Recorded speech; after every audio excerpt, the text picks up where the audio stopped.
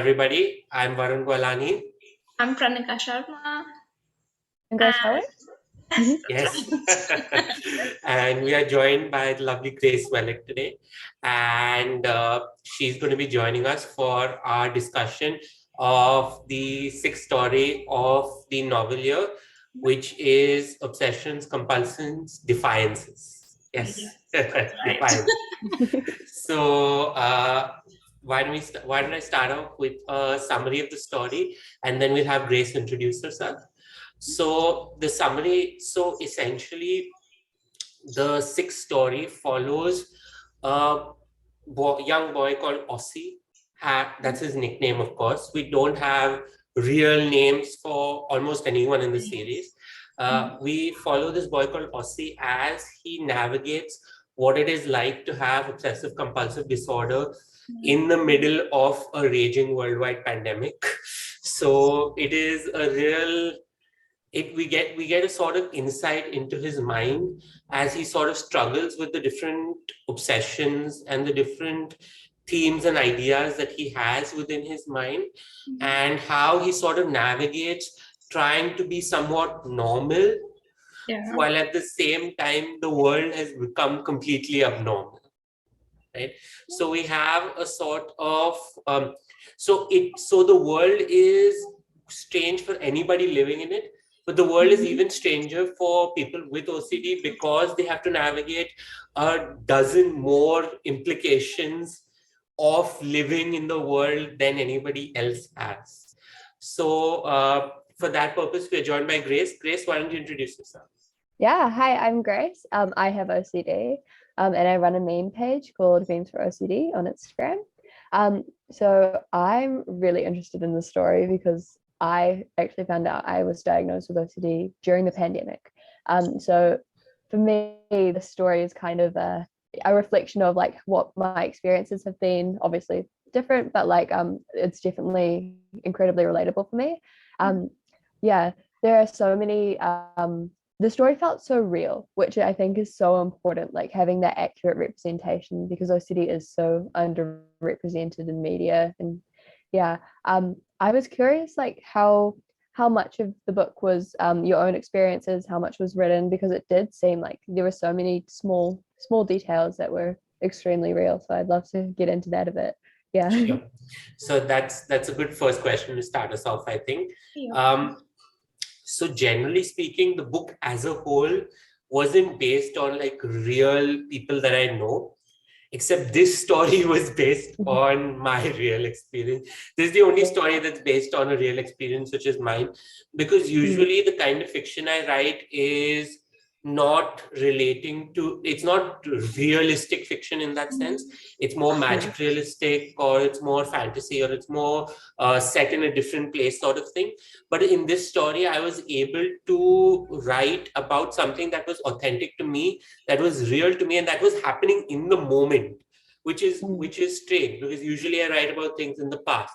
So yeah, a lot of those little touches, a lot of those things that are there in the mind, a lot of those things that you see in the story happen to me. For example, talking to someone on the phone and then imagining like the other person on the other end has a car has sort of hit them, right there, or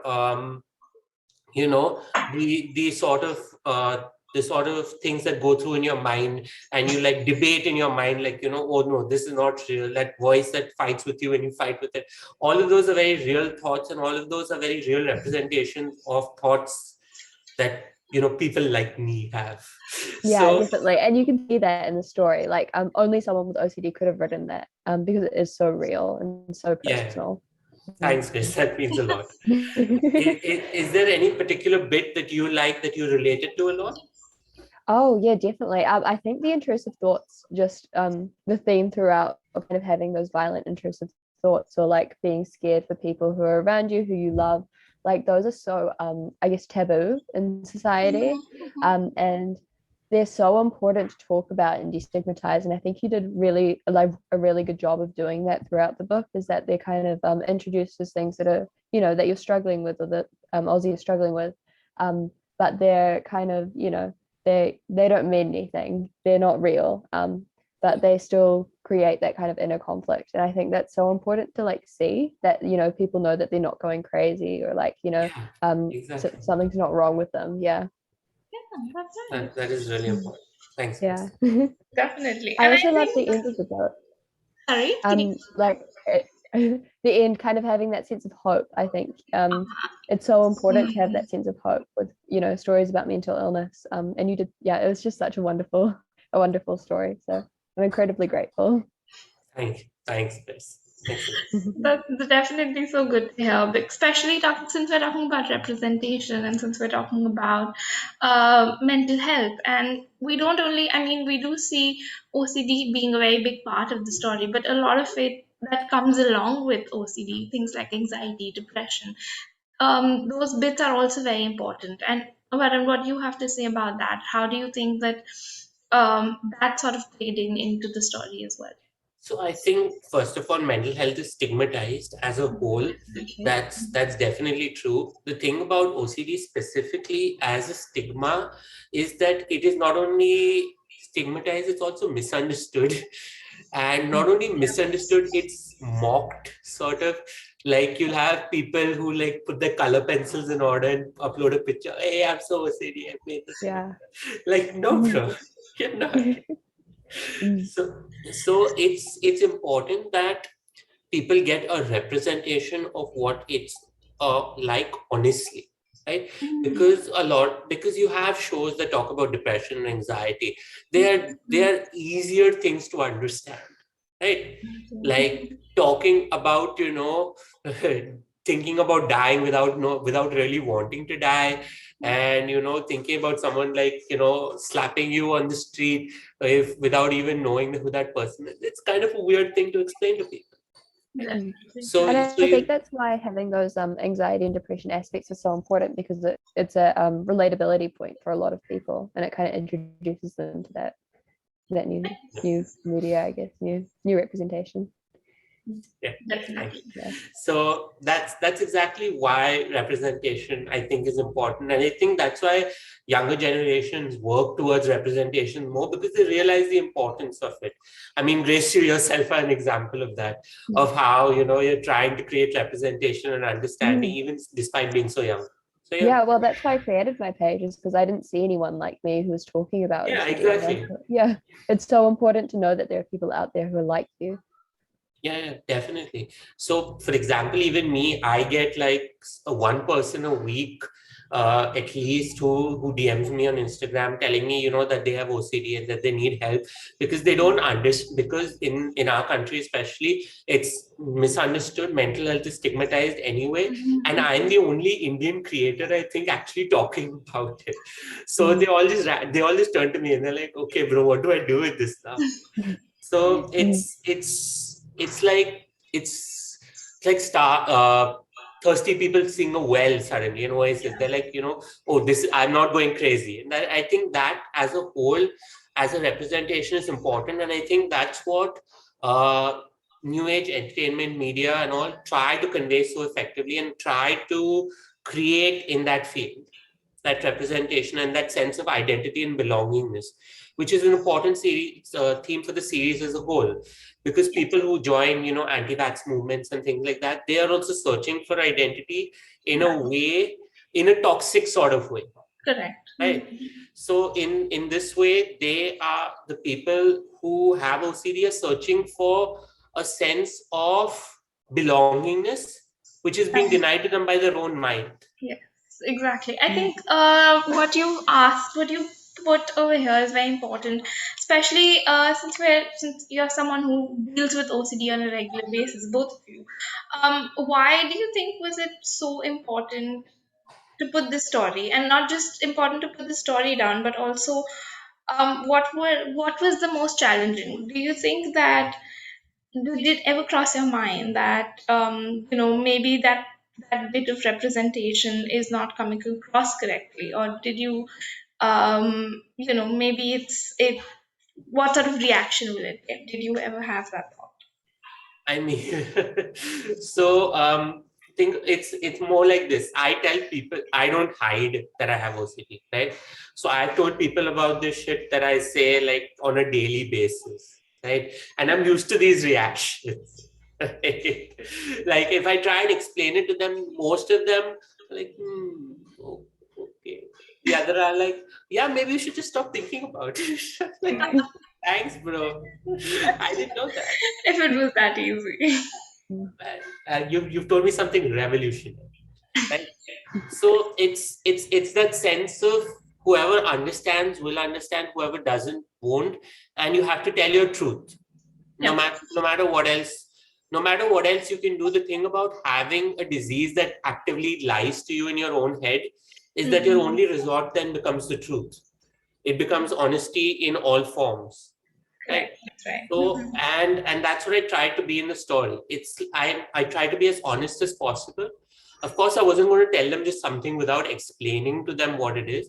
But the hope is that someone who doesn't have it can also understand that this is Understand. also going through in my mind. This is also happening in my mind.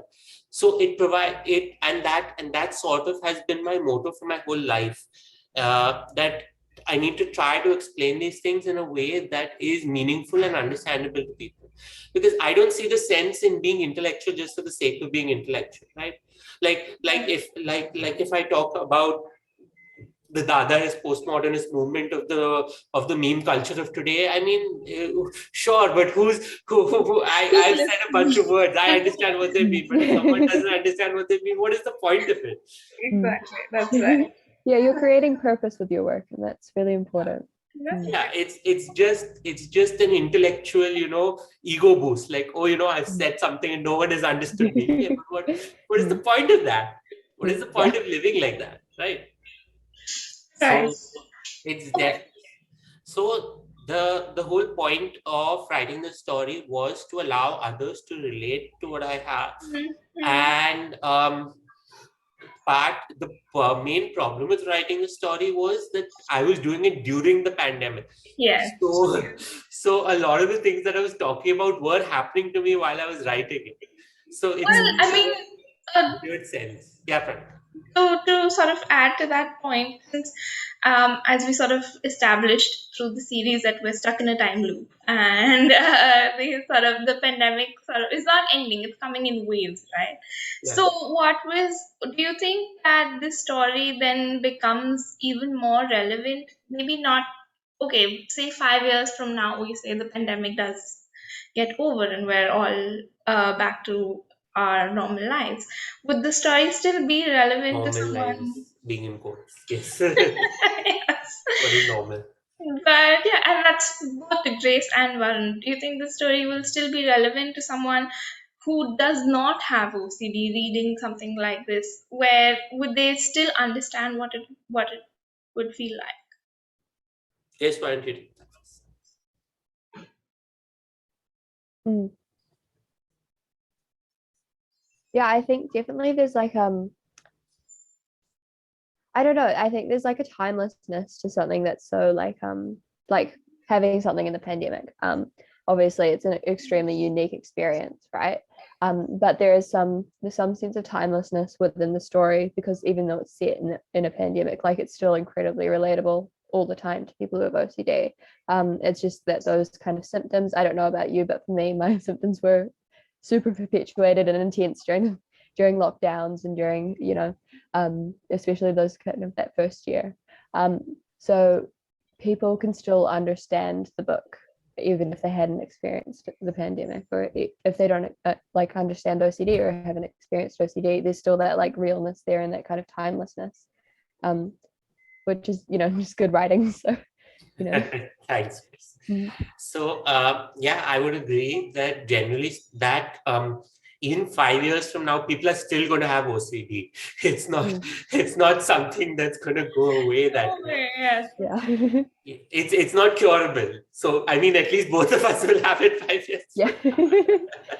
So there will be people who have it, even if new people don't have it. The people who still have it will have it. And those people are dying for representation, right? Because I can't name a single piece of mainstream media where OCD is relatively said. Like you have Monk maybe, but I don't. But Monk sort of, dives into the whole compulsion things and uses it as superpower sort of thing, Yeah. where it isn't. Like I wish it was, though. And I think the only like good representation we do have is from people who have OCD. Like if you think about Yeah. John Green, like his book Turtles All the Way Down, like that's the only thing I can think of where there's like good OCD representation, apart from your book, obviously. Yeah.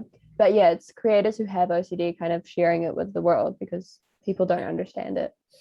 Yeah, so definitely. So I think even 5 years from now, it'll be relevant in understanding what this is. Because even if it is heightened for some people during the pandemic, it is still heightened for a lot of people even after or before. Mm, It was there even before it. Like yeah. I was pretty bad even before it. Mm, Yeah. same. Like I recovered before it and then I just relapsed into it. Yeah. Like I was like it was like, because for me it was like, I have primarily aggressive OCD, right? Harm OCD. So I am obsessed with the idea of, people dying or violence and things like that. Those are the kinds of thoughts that are constantly running through my head, no matter what I try to say about them, or Mm. no matter what I try to do about them, right? And I finally came to this sort of equilibrium before the pandemic. Is Grace frozen? Oh, yes, I think so. Grace, are you there? Hi, sorry. I think I froze for a second there. Mm. Okay, yes, I think Sorry, you're. continue. Are you back? Yeah, Yeah, I'm back. I'm back. yeah. Sorry. So, Sorry. despite so basically it came, like, I'm sure Grace is familiar with this, but we have this thing in our head, if it's illogical, we say, you're illogical, so we shouldn't pay attention, right? That's the sort of defense mechanism, the barrier we place for ourselves in our head, right? Mm. But then suddenly with the pandemic, the defense mechanism breaks, because it's like this harm, this tangible sense of harm is real now. Yeah. Right. It's like, yeah, Mm. Exactly. yeah, if my brain is telling me anyone can die at any time, and I'm like, no, that's not realistic. And then it's a look at the news, bitch. Then what is it? It is Exactly. realistic. It Yeah, or is. for me, like I had like hand washing compulsions before the pandemic, and now everyone has to wash their hands all the time. So it's like it's feeding that cycle. Yeah, exactly. Mm. It's like you have no defense now. Now what are you gonna say? Right. Exactly. Yeah. So the pandemic then helps it win. Mm. Right. But Mhm. even if we get out of the pandemic, we're still gonna have people who are affected by it.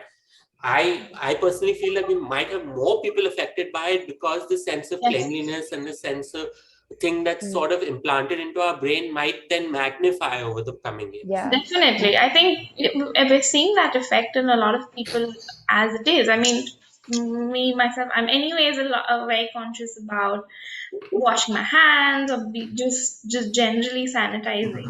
And then with the pandemic, it just heightened, right? Like everywhere you go, you're constantly sanitizing, or you're constantly washing your hands, or constantly just thinking about bits and pieces, like uh, bits about like, oh, I don't want to go out and go in a crowded place because I don't know what I'm going to get back and how that's going Mm. to affect the rest of everyone who I meet. So, that's always that's going to be a legitimate fear that comes up Yeah. after the I pandemic. mean, and it might help you understand people with OCD, because Yes, they're really people with doing this during the pandemic.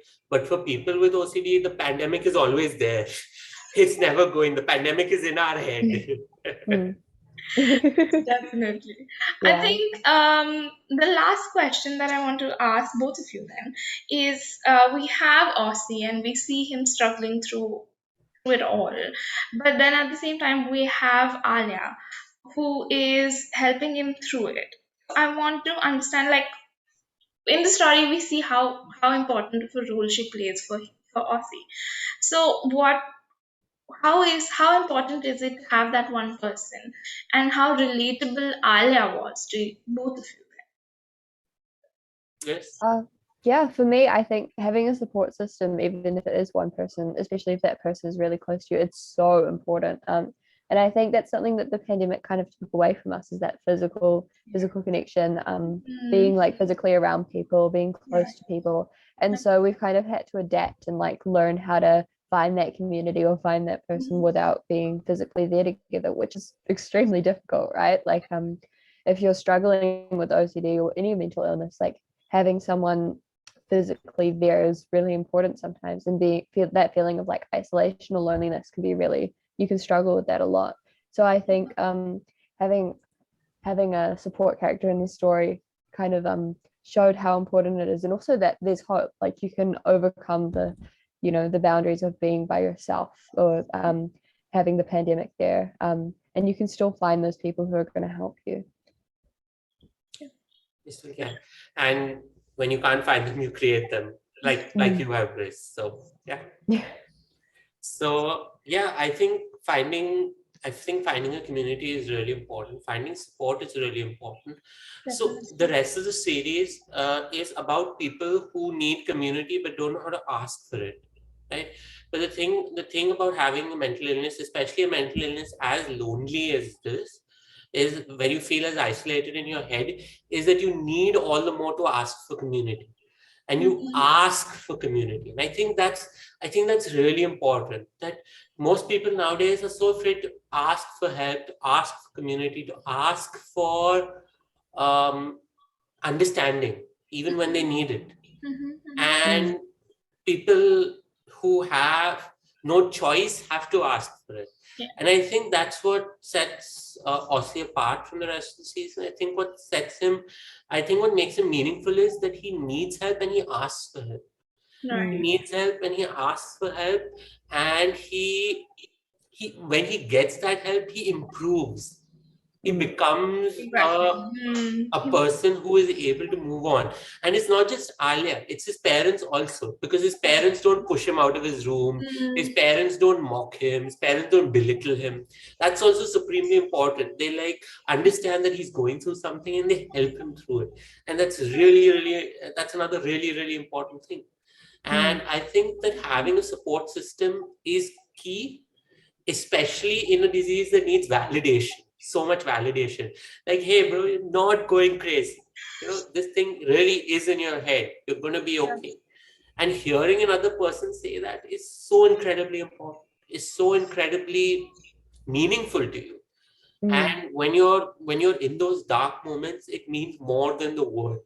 So I hope, and another reason for writing the story is that I hope people who don't have mental illness or have a different mental illness, because everyone has it's like candy. I'm just joking, guys. Uh, Everybody who doesn't have mental illness should support people who do by simply listening to them non-judgmentally, by just being there for them, and by asking them what they need. Those are the key things. If you do that, you'll be a good friend and you'll be able to support a lot of people. Yeah, definitely. And I think you're showing your readers that like it's okay to ask for help, and it's okay to help people, right? Like people need support, and that's okay on both sides of that.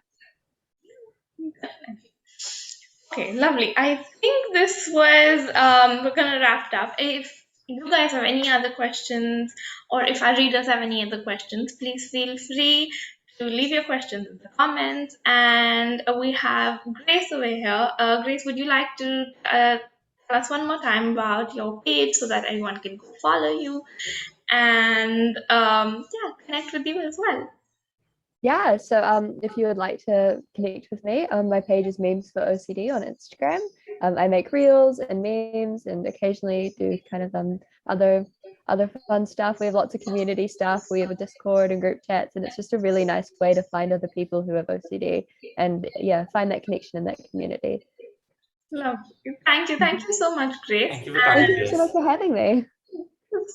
Lovely. Thank you. And I hope our readers have something to take back from here and enjoyed this discussion. I thoroughly had a lot of fun with both of you people. And thank you so much. Thank And you, everybody. And join us for our next episode. Yes. Bye. Bye.